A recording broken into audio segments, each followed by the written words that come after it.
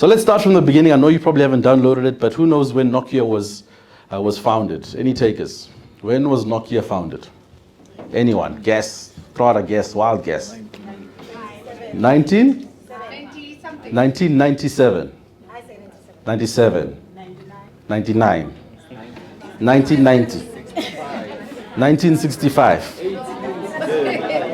Okay. Nokia was founded in 1865. 1865. 1865. Right? But when it started, it wasn't the Nokia we know today. So in 1865, a very interesting looking man, you must Google him. His name was Frederick Idestam, founded this business, and it was a paper mill and a sewing company. So in Norway, in Finland at the time, Nokia was a processing company. They used to take wood, turn it into pulp, and create paper. That's how the business started. So Frederick Idestam founded this business in 1865, and it was involved in that as its primary industry. So it was kind of like what Bidvest is. They had that as primary, and then they started investing in all sorts of other industries around where they saw opportunities. So when they started in 1865, I don't think the goal was necessarily to end up making devices, but certainly they started out with an entrepreneurial view that there was a current opportunity and that we were awake and open to other opportunities that may present themselves. In the early 1900s, they had a CEO, and this CEO was particularly innovative. They used to think about the world very differently. Her name was Joma Olila, and she used to always question what was being done with regards to other industries that were outside of the sawmill industry, which was what their strength was.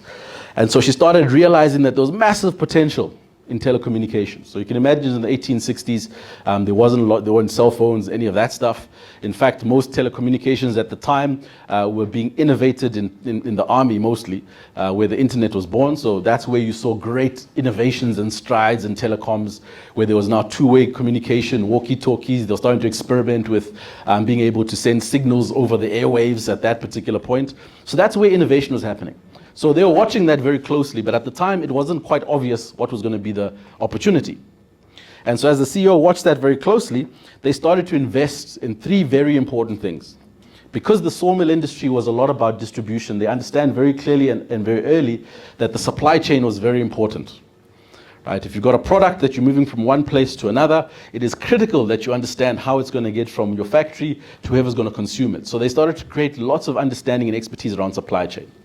The second thing is they started to understand the importance of being able to reach a critical mass. Sawmills typically are B2B organizations, so they sell to other people who on-sell the service or the product, And so they started understanding the importance of being able to have a massive reach through a network of people that were going to on-sell their product. The last thing is they started to appreciate that innovation would stand them apart, right? And this was a big part of why the CEO at the time stood head and shoulders above a lot of other CEOs. Because in industries like manufacturing and those very hard industries, it's quite easy to just stay in your lane and make good money by not doing anything but doing what you do really, really well. And so even the fact that she was looking at these other industries at the time was actually quite refreshing because nobody was thinking about it the way she was thinking about it. So those three things were really important because that began the journey of how Nokia started to realize the opportunity around mobile devices. In the early 2000s, the 3310 was launched. 3310, yeah, remember? Yeah, the OG. Right, who had a 3310? I'm sure we all had a 3310. Yeah, it was fantastic, that thing. Yeah, that was fantastic. Remember, it became popular because you could charge it for a year. You didn't have to recharge. Not like these new phones. Yes, as a Nokia, you could that 3310, throw it against the wall, it just shatters. Then you just put it back together. And it's that thing was resilient, man. Because it was born out of a sawmill, paper mill factory. You finish engineering, right? That thing was durable. Battery life lasted long. And because we just thought of technology in a way that was so mind-blowing at the time, the fact that it even had games on it, right? Remember, we used to think about things as very singular ways. A phone is to phone. Games are for games. Now a phone that gives you games. Mind blown. Right? Snake, who played Snake? Snake, professionals. Same WhatsApp group, we're professionals. Now remember innovation there. Remember when the snake went through the wall and came out the other side. Mind blown. You were like, because when you hit the wall, remember previously you die. Now you can just go through and then oh man, my mind was blown. Right? Innovation. Even in a simple thing as a line that moves. Right? There's something else. But because they did those kind of things, early stages of mobile devices, they sold 120 million units worldwide. Right? It was a very popular device. Very, very popular device. And then they innovated on the design. They kept a lot of things very core, but they changed the look and feel. It became more slick. They added, color to the screen. When they launched, it didn't have color, and I'll show you the feature set that they had when they launched. And at that time, they went from being a paper mill factory to being a mobile phone producer that was worth 203 million euros, right? Million euros.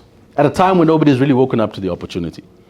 So early adopters invested in reach, invested in supply chain, invested in innovation, and they created this business, this phenomenal business. And at the time, at their peak, they were 40% market share. Nobody was really trying to, come and disrupt them. So two interesting things happen when you're at the top of your game. The first thing is hubris. You know this term, English, hubris, Hubris. Too big to fail, right? Because you've gone from zero to hero quick, fast, you've launched all these products, you're selling 126 million units worldwide, you are at the top of your game, and not many other people are doing what you're doing. So hubris starts to become a posture around not being able to be disrupted. And in the background, someone is working very hard to be doing the disrupting, right? So Nokia, a big part of why they failed is hubris. The second thing is that when they needed to start investing and reinvesting in staying ahead of their game, they were very slow and very sluggish. And what they get caught up with is the fact that innovation and technology moves at 10x speed, right? What does that mean? It means that technology today, in simply a year's time, will be 10 times better than the previous year.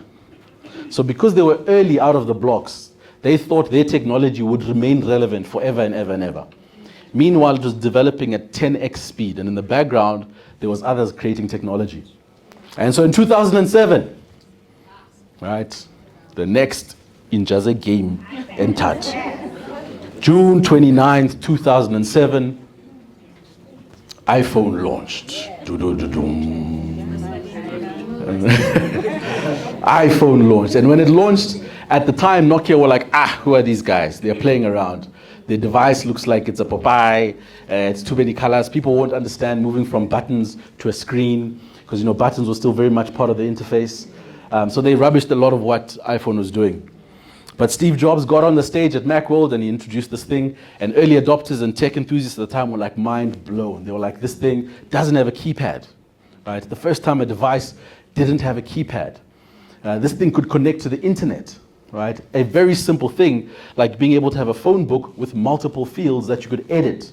This thing could do, right? So it launched with these very simple features, which at the time, Nokia thought that they could kind of muscle them out of the industry because they were ahead of the game. They had a massive balance sheet. They had captured some of the markets. And for them, it was good to go.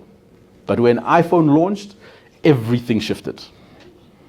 The industry shifted. Consumers were shifting. And the product was fundamentally changing. And so from there to 2014, iPhone 6 and iPhone 6 Plus are the best ever selling devices in iPhone's history. iPhone 6 and iPhone 6 Plus launched in September 2014, and together they sold almost double the amount that the 3310 sold, 220 million units.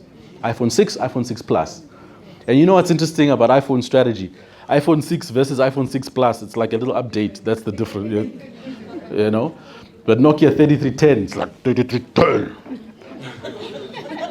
So now the trick that iPhone uses, we are abused consumers, us.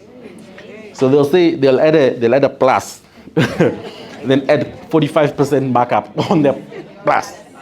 Meanwhile, it's the same thing. Maybe there's a nice curve on the icon, right? That's how they drove a lot of margin. They created this perception, this value perception around, if it says plus, no, that's the one I need. But if it's just iPhone normal, why don't I have the Plus? But if you put them side by side, pretty much the same thing. Plus. So iPhone 6 Plus changed the game. They sold phenomenal amounts of units, and in so doing, they also started to take over from a market share point of view. What's interesting now is that iPhone, from a value perspective, is valued about $3 trillion US. Right, $3 trillion US. There's new entrants. So, we saw 40% market share for Nokia in the early 2000s. They've got zero now. But iPhone enjoys about 15 to 16% market share because there's so many new entrants. And what's going to happen is history is starting to repeat itself in a way. And Samsung is chomping away at the bits. Right? So as we've seen history, we must learn from history sometimes, is that Samsung and all the other Eastern manufacturers are now looking at this opportunity and going, how do we pull an iPhone on the iPhone? Right? So we're going to see some very interesting things happening from a mobile device point of view. Right? So it's very fascinating when you see what the timeline is. The second thing is, this is not decades, right? It's not like these are hundreds and hundreds of years. These things happened, 2000s, 2007, 2014, 2023. It's our lifetime. It's not like this thing was happening, since 1865. We know those ones died. So it's happening in real time. And so an important thing we need to understand as entrepreneurs is that we've got the ability to move quite quickly. And the way we run our businesses to become the disruptor, not necessarily the disrupted, means that time is a very important part of what we need to solve for.